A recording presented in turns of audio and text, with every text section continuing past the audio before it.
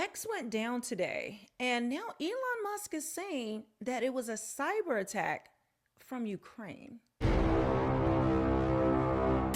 So I know I have been on my Blake Lively saga, especially me being gone 2 weeks and then everything exploding this weekend. But what I think I'm going to do is I'm going to start moving all of my Blake Lively stuff to my Melanie Off script. So make sure you guys are subscribed to that. I'm going to do all my pop culture, gossip, news, all of that stuff related to the case, and some Meghan Markle stuff that I want to cover, as well as other things going on to Melanie Off script. And I think I'm going to keep this one more like kind of like breaking news stories and more of my political content. So I just want to give that disclaimer here, but we have got to get into X going down. And I could not figure out what was going on earlier. Like many of you, if you are on X, and I'm Real Melanie King there, as well as all my socials, it was just weird. I thought it was my internet. I thought something was wrong. I kept refreshing. I kept closing down the app, trying again, and then nothing was working. And then I saw that it was an outage. There's like an outage website where you can check that all out.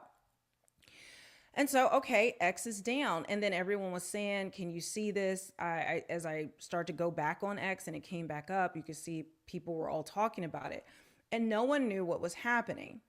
Now, Elon has come out and said this. Which shut it down and may have been foreign sourced. Yes. It's a big story. You want to give us a moment on that?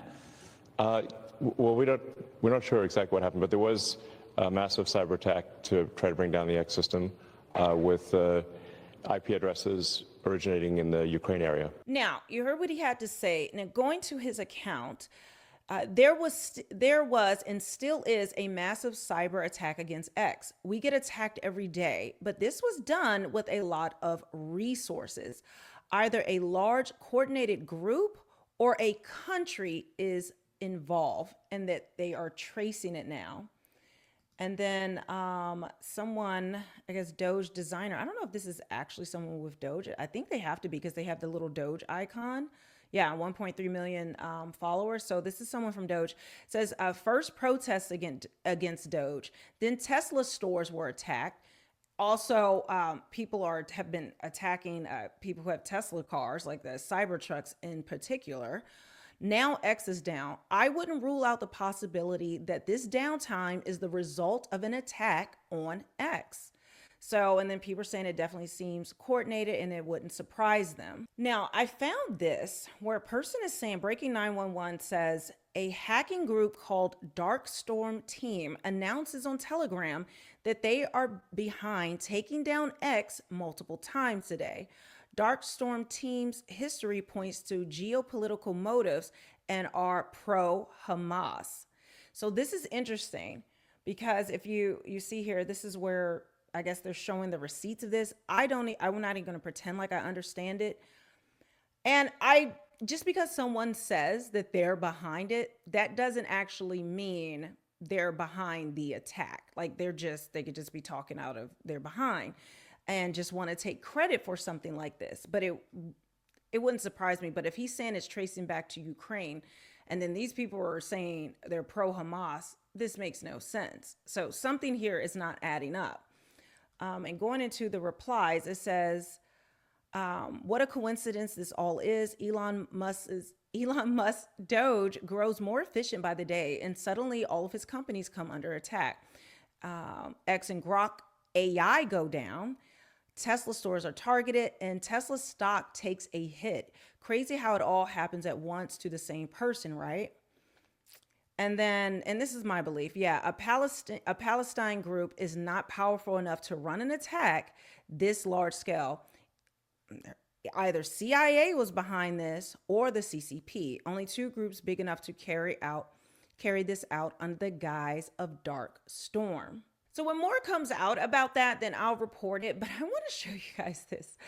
And I probably would do a full report, but it says CNN's Van Jones admits that the Democrat Party is in complete shambles. And we're screwed. Is when I saw that, I was like, okay, we need to take a listen to this. Van Jones from here. Van Jones is such a shield. Like, he is just so fake. I've reported previously how he just has been railing against Trump for many, many years.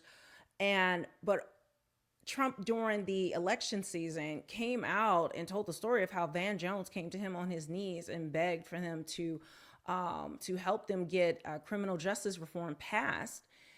And this is something that was done under Biden's 1994 crime bill. And so they had to come to Trump and beg him to get criminal justice reform passed because Democrats were not trying to pass it. And Biden, of course, this was one of the earmarks of his entire legacy, of his political career. But so instead of ever giving Trump credit and talking about that, he's been waxing poetic about how Trump is racist and hates, black people and hates everybody, on and on and on, and never told the truth about that. So now he wants to speak truth now that they've lost and they're in disarray. And I know deep down, he wants to jump ship and he wants to come to the other side, if we've seen some Democrats do, but he can't. And then just lastly, Van, in terms of Democrats and where they go from here, this last week we did see them some people try to protest during the president's address, and then House leadership getting on to them, other Democrats calling them out. They still seem to be wandering around trying to figure this out. What's your take? Can we ask another question? Do I have to talk about my own party? Can we talk about Ukraine or something? No.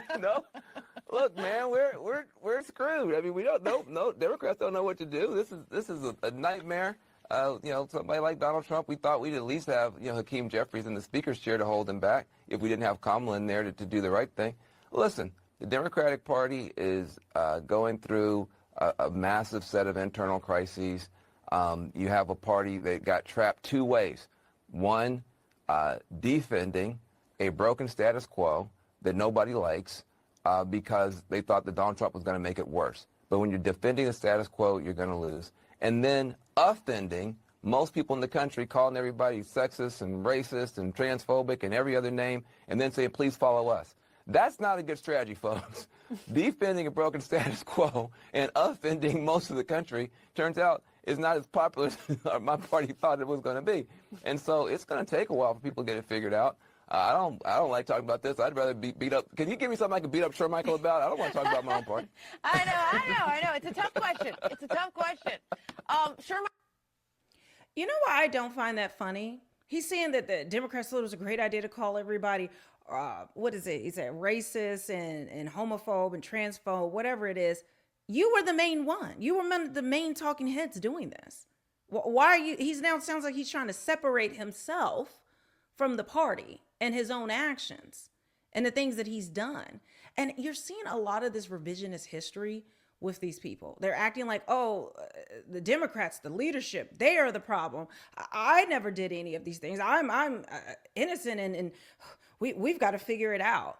It's just a bunch of BS. And this is what we see from the mainstream media, whether we're talking about politics or we're talking about pop culture, Hollywood stuff, all of it. Okay. The entire apparatus needs to be thrown in the trash because all they do is lie. All they do is just spin narratives. And this is why a lot of the Democrats, Democrat voters are disillusioned. They're done with the Democrat Party because for forever they were railing against Trump. CNN and MSNBC and all these different channels will get talking about how Trump was, a convicted felon and Kamala was going to win. And people who listen to these channels in mainstream media, this is where they got their information. They weren't really online or dialed in like that to find out the truth. I mean, most of us knew that Trump was going to win the election, especially if you looked at the early voting numbers. And then if you just looked at the polls. These are the same people that said, Kamala wasn't losing the black male vote. She wasn't losing any voters. And then we come to see that behind the scenes, they all knew the truth the whole time, but they never would report on it. They just kept gaslighting and gaslighting and gaslighting. And their hope was that once Trump won, that their audiences would kind of forgive them and that Trump derangement syndrome would kick back in and they would be able to continue the grift. But unfortunately for them, the Trump derangement syndrome is either people who usually watch them or who are Democrats have just completely checked out. They don't want to have to deal with this anymore, or they've moved more online or to more independent channels that are talking about politics.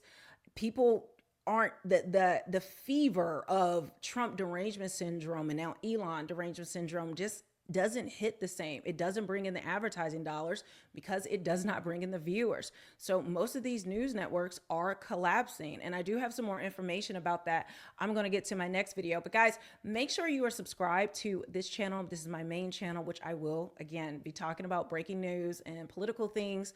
But my Melanie Off Script is where I'm going to be moving all of my, Justin Baldoni, Blake Lively, Meghan Markle, or any other kind of pop culture topics that I want to bring up or talk about and bring to you guys.